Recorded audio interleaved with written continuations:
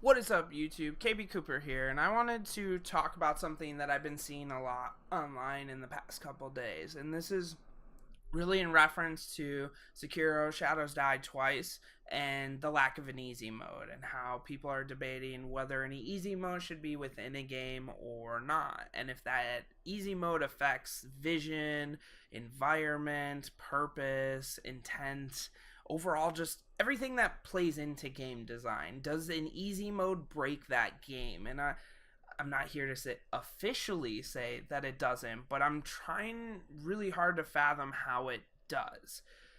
I think a lot of times we get wrapped up in, how we think a game should play, or the precedent that a game has set because of its difficulty in the past. And I don't think we should start redesigning every game under the sun to be inclusive, right? I'm not trying to change the past, but I'm saying going forward, why wouldn't you make your game more inclusive? Why is it such a challenge or a debate when we say, hey, other people maybe would like to play this game, and this game is very difficult, especially when we're factoring in specific disabilities that may have anything to do with muscular disabilities, anything that has to do with mental struggles and challenges within that. Let's be honest, some of these games are very fast paced, the parry systems are very specific, and the window to interact or to engage with some of those systems is you have to be precise, you have to be quick, you have to be on it. And I'm not saying by any means that people with certain disabilities cannot do that, but I'm saying that why not make your game more enjoyable if that was the case? Why not provide context and a mode for somebody to enjoy your game and not make that the default, right?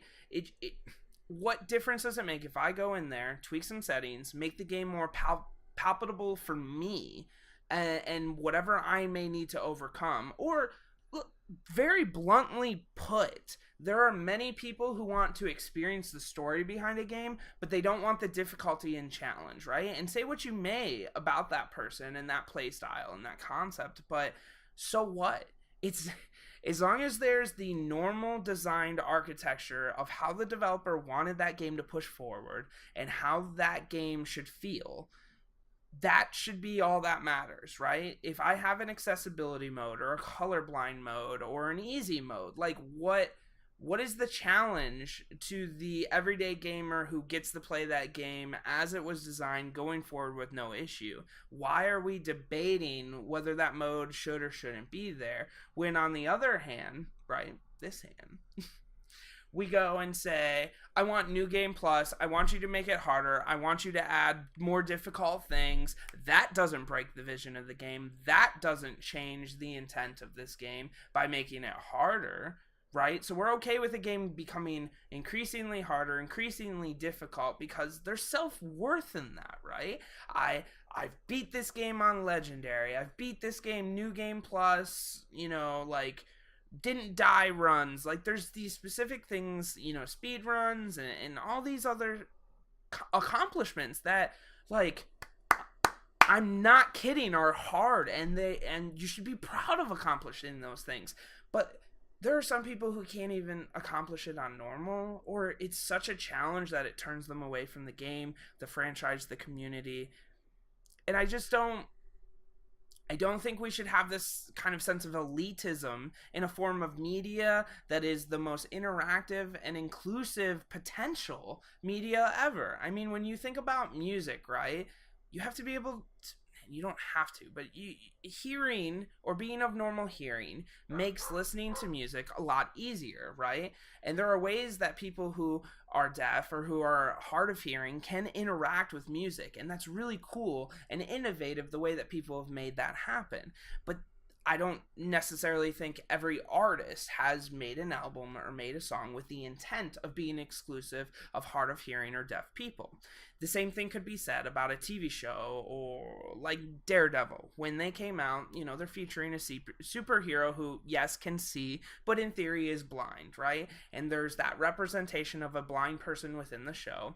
But at the moment, there was this lack of inclusivity of anybody who might be blind who was listening to the show in an audio variation, or at least just listening to the dialogue.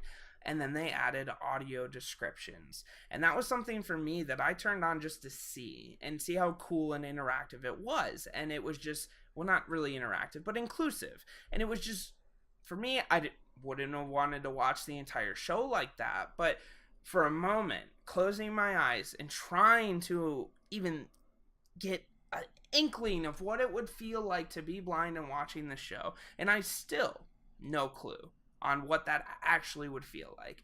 But I was just like, I smiled. It was this, wow, like technology and purpose and intent and inclusivity can bring people together in such a big way. Why would we not do this for everything, right? And I'm not telling creators that you have to change your focus and be inclusive to everybody and this and that. But I'm saying to the people who are mad that those things exist in other things, like, why? Why would you be upset that more people are playing more games, participating in more purchases of that game, supporting the developer that you already like for for this principle of like, I need this game to be hard because that's the game.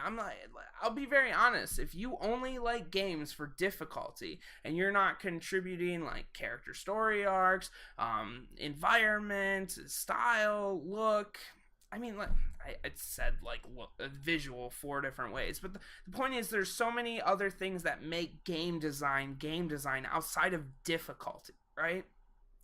So why would we hyper focus on difficulty only, making this the pillar statement outside of story, right? Outside of lore, in-game Easter eggs, things to discover, things that really immerse you within a game. Why would we focus on difficulty as the number one thing? Because for me, if I have to die again and again and again and again in a game, I feel like I'm playing a game, right? If the game is a challenge and maybe I die a couple times and things like that, that keeps it immersed. Like, I don't feel like I want to throw my controller. I'm still drawn directly into that game, and I want to continue to push forward. And that's why, personally, I don't play FromSoft games.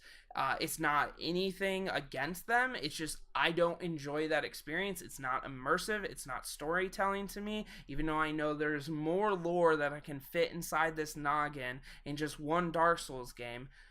That's not the argument I'm trying to have. I'm just saying there's a reason I don't play Dark Souls games. It's not valuable for my time.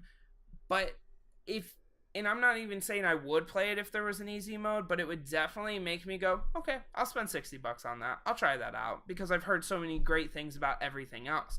And who knows, maybe that easy mode evolves into me playing normally and involves me wanting to want something even more from there. But that baseline, for me, as much as I understand there's a barrier of entry and skill, it's too high and I don't want to do it, right? This is coming from somebody who plays Counter-Strike. Like, there's a high level of toxicity, but also just skill that it takes to be considered even a decent Counter-Strike player.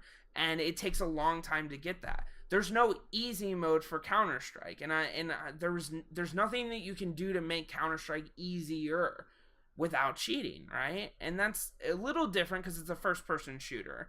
And we're talking about a game where we can increase damage value inputs. We can increase health bars. We can give vulnerability at low health 25% or lower. I mean, there's so many things from just a very minor setting tweak from a programming perspective. Maybe it might take a couple extra days or 2 weeks, of play testing I don't know. I'm not a game developer. I'm just saying, is it really that hard to be inclusive and to bring more people into your game?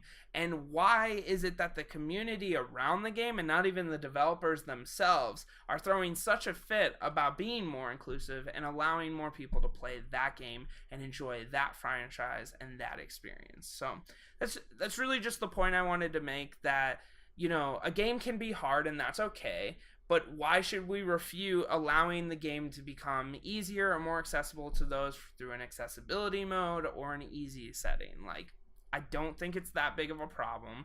And from somebody who would even potentially need to review a ton of games, it's a convenience at some point, especially if the pillar of the game is the storytelling experience and the gameplay loop is fun and enjoyable. Why would you not do that? But I've got some barking dogs that I have to address, but I did want to get my opinion into this and throw it out there, because if anybody does watch this, I would at least like to spark some of the debate around it and have a further discussion, because I do think being inclusive is a very important thing that we should focus on within games, because it is one of the most interactive mediums and it's blowing up, and it's a great way for us to get messages and opinions across. And if we don't thrive in this and we don't invite everybody into that, we're gonna miss a lot of opinions that could be shared there. So those are my thoughts on it. If you guys have any questions, comments, concerns, let me know in the comments below. But outside of that, this has been a video with KB Cooper. I'm out. Peace.